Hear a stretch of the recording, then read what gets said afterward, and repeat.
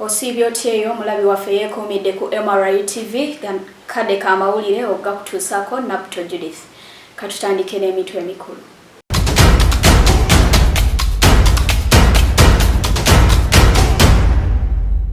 Obunkenke wakati w'eggwanga lya China ne Philippine likubisiza olukiiko wakati w'abakulembeze.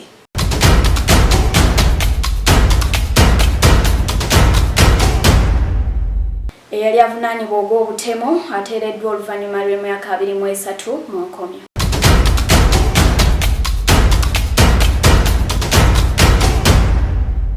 Abakyala abazita 50,000 ab'omu ggwanga lya Russia baddukidde mu ggwanga lya Argentina okusobola okuzaalirayo.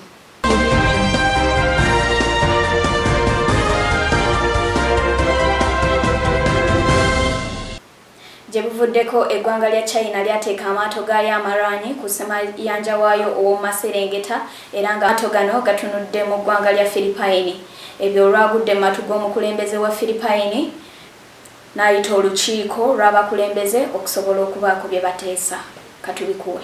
President wa Philippine ayise abakiise b'eggwanga lya China mu ggwanga lye erya Philippine ku lw'ensonga ez'obulumbaganyi obwakoleddwa ku bannansi ba Philippine ku ssemayanja South China Sea. President Ferdinand Marcos Jr. ayise abakiise ab'eggwanga erya China mu ggwanga lya Philippine okubeera nga abategeeza ku nsonga ezibadde zigenda mu maaso ku ssemayanja etibwa South China Sea. Wano nga amagye ga China gakozesezza eryato lyago okubeera nga balumbagana eryato ly'abannansi ba Philippine ababadde bali ku nnyanja nga bavuba. Kino kyaleeseewo embiranye wakati w'eggwanga lino erya China ne Philippine. Wano nga kwe kwasinzidde President Ferdinand okubeera nga yayise ambassador wa China e Philippine abitebye. Fahadi Muchunguzi, MRI TV. Robert Lee Silistine ono nga mutuuze mu ggwanga lya United States eyali avunaanibwa ogw'obutemu ateereddwa oluvannyuma lw'emyaka 23 mu nkomyo. Katugakuwe mu bujjuvu. Omutuuze wa US eyali yajeetukako emisango gy'okutta n'okukwata omukyala mu mwaka gwa 1984 yateereddwa ku lunaku lw'okutaano era nga yalabiseeko ng'atambula mu ddembe okubuuza ku bantu kw'abadde mwannyina n'abatuuze abamu aba Wiz Cousins Innocence Project oluvannyuma lw'omulamuzi okukakasa nti obujulizi bw'obunoobule wamu n'amannyo agasangibwa ku mulambo tebikwatagana na butonde bwa Robert Lee. Nabisere Rachel, MRIU. Abakyala 50,000 abannonga bazito ab'omu ggwanga lya Russia baddukidde mu nsi ya Argentina okusobola okuzaalirayo era n'okufunira abaana baabwe obutuuze. Bino katubikuwe okuva ew'omusasi waffe mu Kyungozi Fahada.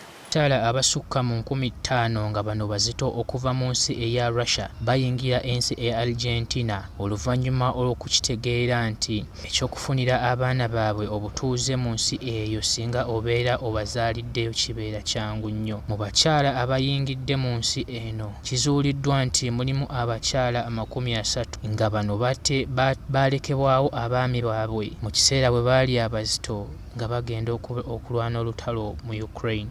Alipoota efulumiziddwa eraga nti bano abakyala abayingira ensi ya Argentina baba bali mu kiseera kyabwe ekisembayo olwo bazaale. Abakungu ba gavumenti okuva mu nsi ya Argentina abakkiriza nti abakyala ekibakozesezza kino lwakuba nti waliwo visa ey'okutambula okuva mu Russia nga yabwereere. Bano bategeezezza nti kyanguwa nnyo okufuna obutuuze mu nsi ya Argentina singa obeera ozaaliddwayo. Akulira ekitongole kya National Migration mu nsi ya Argentina agamba nti olw'obungi bw'abakyala bano abamu bakakiddwa okubaako we babakuumira oluvannyuma ne balyoka ne babata. Tweyanzizza nnyo olw'ekiseera ky'otuwadde nga weekuumidde ku mukutu gwaffe ogwa MRI TV. Tukukubiriza okusubscribinga, okulayikinga n'okufollowinga ebyo byonna ebibeera bireeteddwa ku mukutu gwaffe. Sigadde nze NABUTTO Judith, Omukama Katonda abanjagalire. Mubeere bulungi.